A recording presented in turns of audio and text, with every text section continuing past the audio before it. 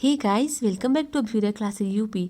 आज की इस वीडियो में हम आपके लिए लेकर आए हैं साइंस का लेसन प्लान, जिसका टॉपिक है ध्वनि।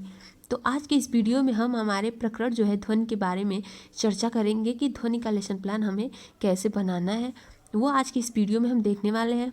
आगे बढ़ने से पहले अगर आप चैनल पर नए हैं तो please subscribe Abhyudaya classes UP and video पसंद आएगी तो लाइक एंड शेयर ज़रूर करिएगा, ठीक है।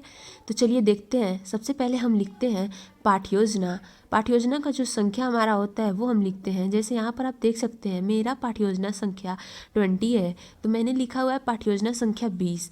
फिर हम लिखते हैं छात्राध्यापिका का नाम, उसके बाद लिखते हैं विद्यालय का नाम। छात्राध्यापक या छात्राध्यापिका आप जो भी हैं वो लिखेंगे, अपना नाम लिखेंगे, विद्यालय का नाम लिखेंगे जिस विद्यालय में आप प्रशिक्षण करेंगे। फिर एक बॉक्स बनाते हैं जिसमें लिखते हैं दिनांक, कक्षा, विषय, कालांश तथा समयावधि।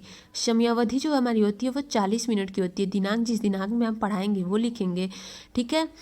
अब हम लिखते हैं सामान्य उद्देश्य, हेडिंग लिखते हैं। इसमें पूर्वत लिख देंगे क्योंकि आगे हमने सामान्य उद्देश्य आगे के पाठ्य योजना संख्या 1 में लिखा हुआ है, इसीलिए हम आगे के सारे लेसन प्लान में पूर्वत लिखते हुए सामान्य उद्देश्य चलते हैं, ठीक है। अगर आपने नहीं लिखा होगा, नहीं देखा होगा, तो आप एक बार वो वीडियो जाकर अवश्य देख लें जिसमें सामान्य उद्देश्य लिखा हुआ है। अब हम हेडिंग लिखते हैं विशिष्ट उद्देश्य। विशिष्ट उद्देश्य में हम लिखेंगे, एक बॉक्स बनाएंगे जिसमें लिखेंगे ज्ञानात्मक उद्देश्य। पहला जो हमारा होता है वो होता है ज्ञानात्मक उद्देश्य। उसमें लिखेंगे छात्र ध्वनि के बारे में प्रत्यास्मरण कर सकेंगे, ठीक है। फिर हमारा जो दूसरा होता है वो होता है बोधात्मक उद्देश्य। उसमें हम लिखेंगे छात्र ध्वनि की व्याख्या कर सकेंगे। फिर आता है हमारा क्रियात्मक या प्रयोगात्मक उद्देश्य। इसमें लिखते हैं छात्र दैनिक जीवन में ध्वनि के महत्व को समझ सकेंगे। ये था हमारा विशिष्ट उद्देश्य जिसमें हम ज्ञानात्मक, बोधात्मक और प्रयोगात्मक या क्रियात्मक इसे कहते हैं उद्देश्य को लिखते हैं। उसके बाद हम हेडिंग लिखते हैं सहायक सामग्री। सहायक सामग्री में हम लिखेंगे प्रकरण संबंधी चार्ट पेपर, ठीक है। अब हम लिखते हैं शिक्षण विधियाँ। शिक्षण विधियाँ में हमारी क्या क्या विधियाँ आती हैं? प्रश्नोत्तर विधि, व्याख्यान विधि तथा प्रयोग प्रदर्शन विधि। ये हमारे विज्ञान विषय में शिक्षण विधियाँ होती हैं जिसे हम लिखते हैं, ठीक है। अब हम हेडिंग लिखेंगे पूर्व ज्ञान। पूर्व ज्ञान में लिखेंगे सभी छात्र ध्वनि के बारे में सामान्य जानकारी रखते हैं, ठीक है। अब हम आगे बढ़ते हैं, आते हैं हमारे प्रस्तावना के प्रश्न पर। हेडिंग लिखेंगे प्रस्तावना के प्रश्न या प्रस्तावना प्रश्न। आप यहाँ पर देख सकते हैं, उसमें एक बॉक्स बनाएंगे हम जिसमें लिखते हैं क्रम संख्या, छात्राध्यापिका कथन या छात्राध्यापक कथन, आप जो भी हैं वो लिखेंगे। फिर लिखेंगे छात्र छात्रा कथन, ठीक है। अब हम इसमें क्वेश्चन करेंगे। पहला, सुबह जल्दी उठने के लिए हम घड़ी में क्या लगाते हैं? बच्चे जो है जवाब देंगे अलार्म लगाते हैं, तो हम छात्र छात्रा कथन में लिखेंगे अलार्म लगाते हैं। फिर हम दूसरा क्वेश्चन जो करते हैं वो लिखते हैं अलार्म लगाने से क्या होता है? छात्र छात्रा कथन में लिखेंगे आवाज़ या ध्वनि आती है जिसे हम सुनकर उठ जाते हैं, ठीक है। अब हमारा जो आखिरी प्रस्तावना का समस्यात्मक प्रश्न होगा वो होगा ध्वनि क्या है और क्यों उत्पन्न होती है, या लिखेंगे ध्वनि के बारे में आप क्या जानते हैं, ओके। छात्र छात्रा कथन में हमारा समस्यात्मक प्रश्न हो जाएगा, ठीक है। समस्यात्मक प्रश्न लिख देंगे। उसके बाद हम हेडिंग लिखते हैं उद्देश्य कथन। इसमें लिखेंगे बच्चों, आज हम लोग विज्ञान विषय के अंतर्गत ध्वनि के बारे में विस्तृत अध्ययन करेंगे, ठीक है। अब हम लिखते हैं प्रस्तुतिकरण। प्रस्तुतिकरण हेडिंग हम डालेंगे। उसमें हम एक बॉक्स बनाते हैं जिसमें लिखते हैं शिक्षण बिंदु, छात्राध्यापिका कथन, छात्र कथन या छात्रा कथन लिखते हैं, श्यामपट्ट कार्य, ठीक है। इसमें जो हमारा पहला शिक्षण बिंदु है वह है ध्वनि व उसकी विशेषताएं, ठीक है। अब हम विकासात्मक प्रश्न हेडिंग लिखेंगे। उसमें पहला क्वेश्चन करेंगे ध्वनि के बारे में बताइए। छात्र छात्रा कथन में समस्यात्मक हो जाएगा। फिर हम स्पष्टीकरण देंगे, वो हम स्पष्टीकरण में लिखते हैं। तो हम देखते हैं हमारा स्पष्टीकरण। सबसे पहले हेडिंग लिख देंगे स्पष्टीकरण।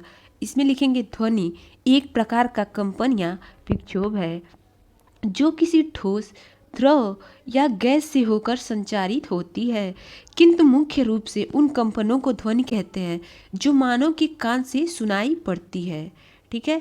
ये हमारा स्पष्टीकरण में हम लिखेंगे। और छात्र छात्रा कथन में लिखेंगे कि छात्र ध्यानपूर्वक सुनेंगे या सुनते हैं, ठीक है। अब श्यामपट्ट कार्य में जो श्यामपट्ट कार्य हम करते हैं वो श्यामपट्ट कार्य में लिखते हैं। जैसे यह यांत्रिक तरंग है, वेग इसका लिख देंगे, ठीक है। अब हम ध्वनि की विशेषताएं कुछ देख लेते हैं अपने स्पष्टीकरण में। इसके बाद हम आगे लिखते हैं ध्वनि की विशेषताएं हेडिंग में। ध्वनि एक यांत्रिक तरंग है, पहला पॉइंट हमारा। दूसरा, ध्वनि के संचरण के लिए माध्यम की ज़रूरत है। तीसरा, निर्वात में ध्वनि का संचरण नहीं हो सकता।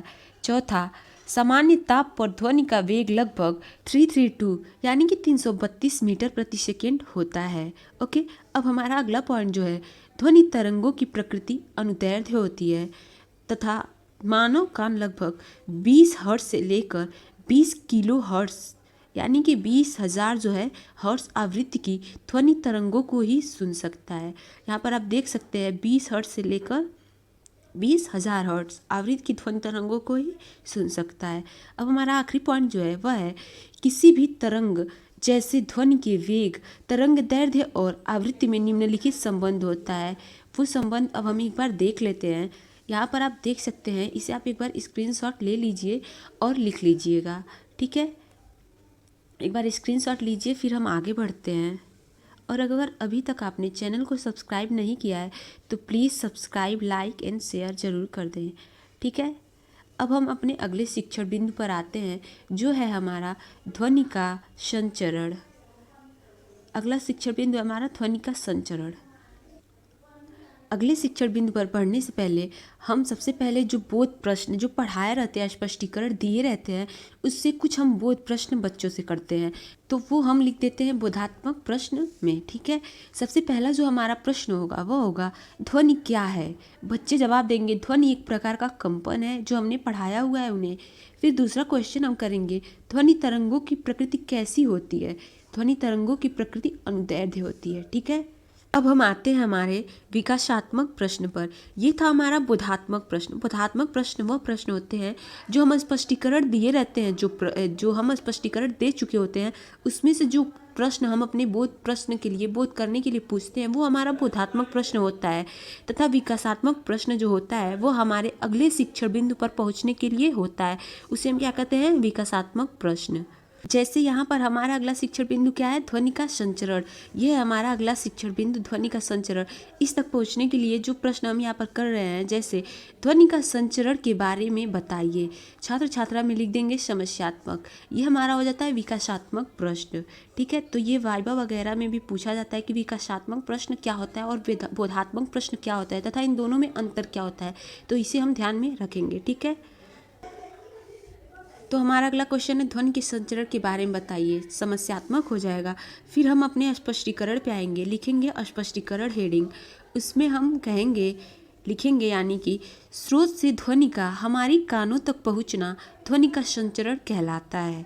अर्थात ध्वनि के एक जगह से दूसरी जगह पहुंचने को ध्वनि का संचरण कहा जाता है। वह पदार्थ जिससे होकर ध्वनि का संचरण होता है उसे हम क्या कहते हैं, माध्यम कहते हैं, यानी कि उसे माध्यम कहा जाता है, ठीक है। छात्र छात्रा कथन में लिखेंगे कि छात्र छात्रा ध्यानपूर्वक सुनेंगे। अब हम आगे देखते हैं, यह माध्यम ठोस, द्रव तथा गैस कुछ भी हो सकता है। माध्यम छोटे छोटे कणों से बने होते हैं, अर्थात ध्वनि का संचरण माध्यम के कणों के द्वारा ही होता है, ठीक है। अब हम श्यामपट्ट कार्य में लिखेंगे ध्वनि का एक स्थान से दूसरे स्थान तक पहुंचना ही क्या होता है, ध्वनि का संचरण होता है, ठीक है। यानी कि स्रोत से ध्वनि का हमारी कानों तक पहुंचना ही ध्वनि का संचरण है। ये हमारा स्पष्टीकरण में है। अब यहाँ पर एक बार हम गौर फरमाएंगे, लिखेंगे ध्वनि के वेग का क्रम क्या होता है, ठोस होता है, फिर तरल होता है, फिर गैस होता है, ठीक है। अब हम अपने बोध प्रश्न पर आते हैं। हेडिंग लिखेंगे बोधात्मक प्रश्न। इसमें कुछ क्वेश्चन लिखते हैं। पहला क्वेश्चन है हमारा ध्वनि का संचरण कैसे होता है। उत्तर में लिखेंगे माध्यम के द्वारा। दूसरा क्वेश्चन है ध्वनि का वेग का क्रम क्या है, ठोस, तरल, गैस, ठीक है। अब हम विकासात्मक प्रश्न पर आते हैं। विकासात्मक प्रश्न यानी कि अब हम तीसरे शिक्षण बिंदु तक पहुंचने के लिए जो प्रश्न करेंगे वो होगा हमारा विकासात्मक प्रश्न। तो हमारा तीसरा शिक्षण बिंदु क्या है, ध्वनि के प्रकार। ये हमारा तीसरा शिक्षण बिंदु है। विकासात्मक प्रश्न में पहला क्वेश्चन जो होगा हमारा, ध्वनि के कितने प्रकार होते हैं, ठीक है। हमारे उत्तर में छात्र छात्रा कथन में समस्यात्मक प्रश्न है, ठीक है, तो समस्यात्मक लिख देंगे। अब हम स्पष्टीकरण हेडिंग लिखेंगे। इसमें देखते हैं, ध्वनि के निम्न प्रकार होते हैं। छात्र छात्रा कथन में लिख देंगे छात्र ध्यानपूर्वक सुनेंगे, ठीक है। ध्वनि के निम्न प्रकार है, देखते हैं कौन कौन से प्रकार हैं। पहला, अपश्रव्य ध्वनि। अपश्रव्य ध्वनि इसमें देखते हैं 20 हर्ट्ज से कम यह मानव को नहीं सुनाई देती, ठीक है। जो अपश्रव्य ध्वनि हमारी होती है, ध्वनि के प्रकार हम सबसे पहले देख लेते हैं कौन कौन से होते हैं। अपश्रव्य ध्वनि, श्रव्य ध्वनि तथा पराश्रव्य ध्वनि, और चौथा अतिध्वनिक, ठीक है। अपश्रव्य ध्वनि वह ध्वनि होता है जो 20 हर्ट्ज से कम होता है तथा यह हमें नहीं सुनाई देता है, ओके। श्रव्य ध्वनि क्या होता है, 20 हर्ट्ज से 20,000 हर्ट्ज के बीच की आवृत्ति वाली ध्वनि, यह सामान्य मानव को सुनाई देती है, ठीक है। इतना क्लियर है। श्रव्य ध्वनि जो होती है वो 20 हर्ट्ज से कम होती है तथा अपश्रव्य ध्वनि 20 हर्ट्ज से कम होती है तथा श्रव्य ध्वनि 20 हर्ट्ज से 20,000 हर्ट्ज तक की आवृत्ति वाली ध्वनि होती है। अब हम देखते हैं पराश्रव्य ध्वनि। ये जो ध्वनि होती है ये 20,000 हर्ट्ज के बाद वाली, उससे भी अधिक वाली ध्वनि होती है, ठीक है। और मानव को कौन सी ध्वनि सुनाई देती है, श्रव्य ध्वनि, ठीक है। अब अतिध्वनि का हमारा 4th पॉइंट है, ये किसी माध्यम में केवल आंशिक रूप से ही संचारित होती है, ओके। इतना क्लियर है। अब हम आते हैं इसके अपने अगले बोधात्मक प्रश्न पर। बोधात्मक प्रश्न हेडिंग लिखेंगे, इसमें लिखेंगे ध्वनि के प्रकारों के नाम बताइए। ध्वनि के प्रकारों के नाम जो छात्र छात्रा बताएंगे वो हम लिख देंगे। जैसे यहाँ पर बताया हुआ है अपश्रव्य ध्वनि, श्रव्य ध्वनि, पराश्रव्य ध्वनि तथा अतिध्वनिक।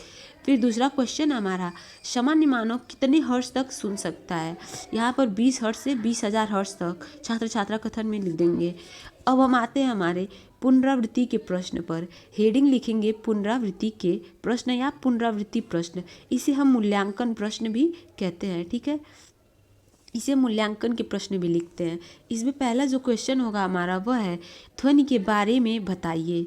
दूसरा, ध्वनि की विशेषताएं बताइए। तीसरा, ध्वनि के प्रकारों के बारे में बताइए, ठीक है। ये था हमारा पुनरावृत्ति प्रश्न। अब हम आते हैं अपने गृह कार्य पर।